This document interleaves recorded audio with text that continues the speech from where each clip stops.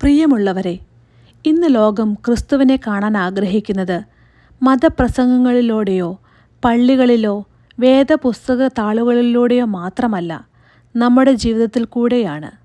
നമ്മുടെ വാക്കുകൾ മറ്റുള്ളവർക്ക് ആശ്വാസമാകുന്നുണ്ടോ? നമ്മുടെ കൈകൾ പാവപ്പെട്ടവനെ സഹായിക്കുന്നുണ്ടോ? നമ്മുടെ വീടുകളിൽ സ്നേഹത്തിൻ്റെ സുഗന്ധമുണ്ടോ? ഇല്ലെങ്കിൽ ക്രിസ്തു നമ്മുടെ ഇടയിലുണ്ടെന്ന് നമുക്ക് അവകാശപ്പെടാനാവില്ല. എവിടെയൊക്കെ നാം സ്നേഹം പകരുന്നുവോ അവിടെയൊക്കെ സ്വർഗം ഭൂമിയിലേക്ക് ഇറങ്ങി വരുന്നു.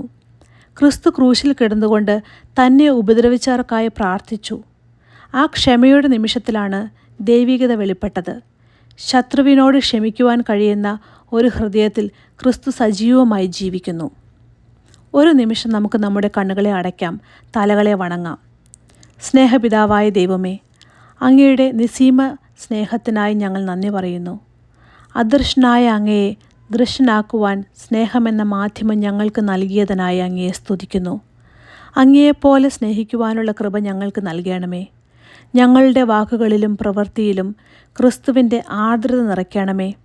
വിശക്കുന്നവൻ്റെ മുൻപിൽ ഭക്ഷണമായും രോഗിയുടെ മുൻപിൽ ആശ്വാസമായും ഒറ്റപ്പെട്ടവൻ്റെ മുൻപിൽ കൂട്ടുകാരനായും മാറുവാൻ ഞങ്ങളെ സഹായിക്കണമേ. ഞങ്ങളിലൂടെ മറ്റുള്ളവർ അങ്ങയെ കാണുവാൻ സഹായിക്കണമേ. ഞങ്ങളുടെ ഹൃദയങ്ങളെ സ്നേഹത്തിൻ്റെ ഉറവിടമാക്കണമേ. ലോകത്തിൻ്റെ വേദനകളിൽ പങ്കുചേരുവാനും ക്രിസ്തുവിൻ്റെ സ്നേഹം പകർന്നു നൽകുവാനും ഞങ്ങളെ അനുഗ്രഹിക്കണമേ. ഞങ്ങളുടെ കർത്താവായ ഈശോ മിശിഹ വഴി ഞങ്ങൾ സമർപ്പിക്കുന്ന ഈ പ്രാർത്ഥന കേൾക്കണമേ. ആമേൻ.